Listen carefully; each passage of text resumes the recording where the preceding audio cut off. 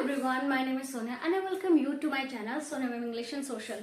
तो आज हम डिस्कस करने जा रहे हैं फर्स्ट फ्लाई बुक का third chapter, two stories about flying का second part, a black aeroplane की समरी। इस चैप्टर की डिटेल एक्सप्लेनेशन हम एक्सप्लेन कर चुके हैं।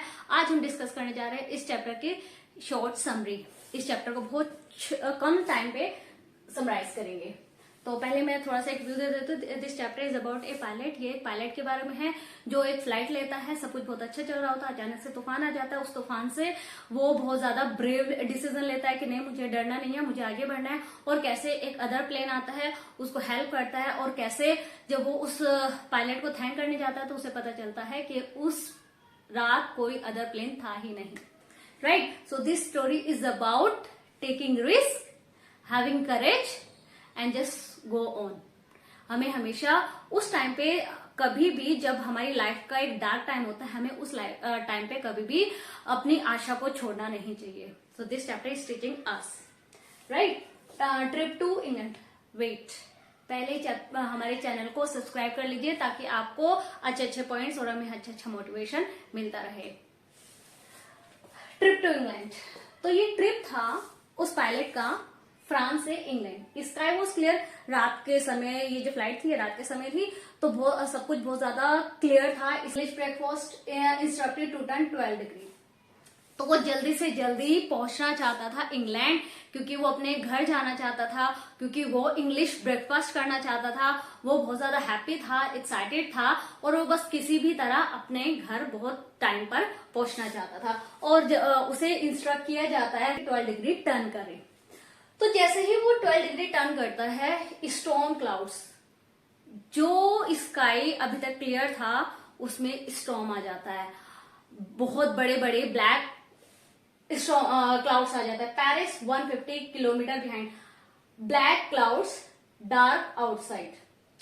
तो वो टाइम, जिस टाइम पेरिस जो था वो 150 किलोमीटर पीछे था और क्लाउड्स आ जाते हैं, अभी वो उस कंडीशन में था कि वो ना वापस जा सकता है ना वो आगे बढ़ सकता है, क्योंकि ब्लैक क्लाउड्स आ गए थे। और वो क्लाउड्स इतने बड़े बड़े थे, वो लग रहे थे कि जैसे माउंटेन्स की तरह हैं।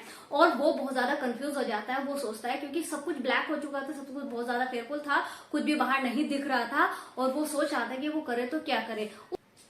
Instrument dead. और उस टाइम पे कंडीशन और ज्यादा, क्योंकि ब्लैक क्लाउड्स थे, वो तो एक कंडीशन थी, ब्लैक क्लाउड्स थे, कोई बात नहीं, प्लेन के इंस्ट्रूमेंट सही रहते तो वो कांटेक्ट कर लेता, उसे गाइडेंस मिल जाती। लेकिन अदर साइड तो ब्लैक क्लाउड्स थे, और इनसाइड की जो परेशानी थी, जो दिक्कत थी, वो ये थी कि उसके इंस्ट्रूमेंट भी सारे डेड पड़ चुके थे। Plane jumped, twisted, instrument got dead, no fuel, lost in storm.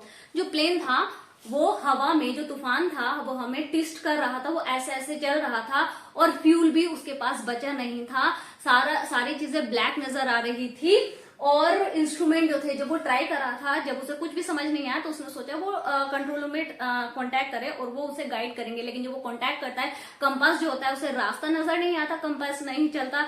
वो कॉल करता है, कांटेक्ट करता है, वो फेल हो जाता है। वो इंस्ट्रूमेंट सारे डेड हो चुके थे। वो सारे इंस्ट्रूमेंट ट्राई करता है लेकिन सारे डेड हो चुके थे। तो क्या होता है, फ्यूल भी उसके पास नहीं था, लॉस्ट इन स्टॉर्म, वो लॉस्ट हो चुका था। That seemed like end of the life. वो लगता है कि बस अब तो सब कुछ खत्म होता है। Risky but brave decision. Panic to go और back, risky to fly, I will take risk. वो बहुत ज्यादा पैनिक हो जाता है। वो सोचता है कि मैं वापस जाऊं या आगे बढ़ूं, करूं तो क्या करूं। लेकिन उस टाइम पे वो हिम्मत नहीं हारता है, वो गिव अप नहीं करता है। वो सोचता है कि नहीं, मैं रिस्क लूंगा, आई विल टेक रिस्क, मैं रिस्क लूंगा, और वो रिस्क लेता है। और होता है कि जब भगवान हमारी हेल्प करता है, हमेशा ही करते हैं, लेकिन भगवान हमारी हेल्प करते हैं पहले उस कंडीशन पे, क्या पहले हमें अपनी हिम्मत जुटानी होती है। तो जैसे वो हिम्मत जुटा लेता है, जैसे वो रिस्क ले लेता है, भगवान भी उसकी हेल्प करते हैं। एक ब्लैक एरोप्लेन आता है, another plane, no light, space not visible, signal to follow.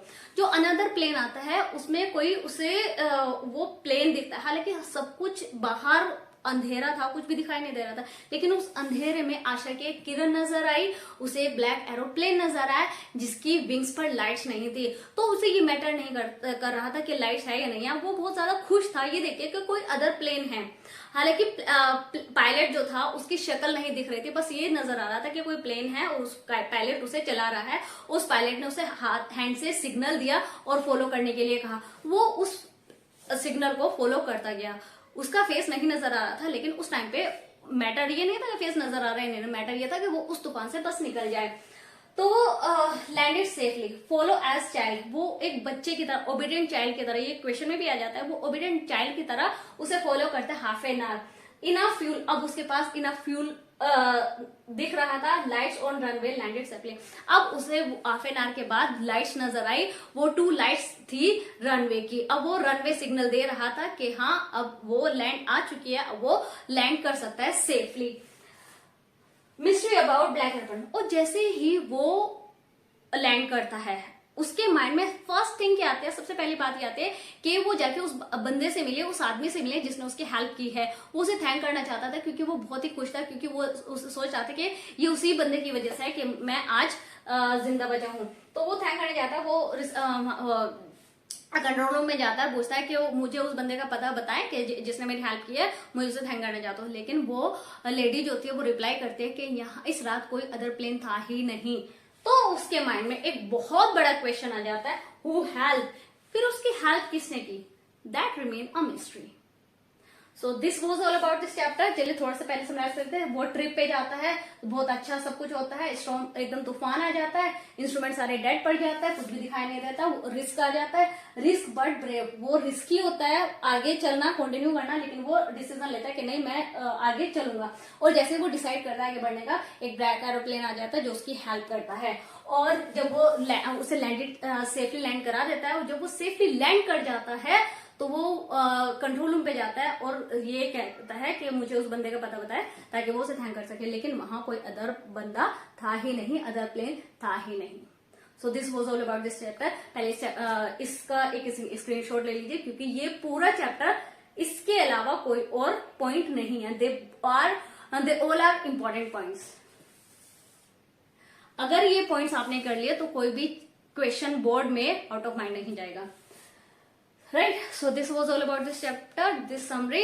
मिलते हैं हम अपनी नेक्स्ट वीडियो में नई सोच और नई आशा के साथ। और इस चैप्टर की डिटेल एक्सप्लेनेशन हम एक्सप्लेन कर चुके हैं, आपको लिंक मिल जाएगा, क्लिक करके आप इसकी डिटेल एक्सप्लेनेशन देख लीजिए, फिर ये समरी आपको अच्छे से समझ आएगी। Till then bye bye.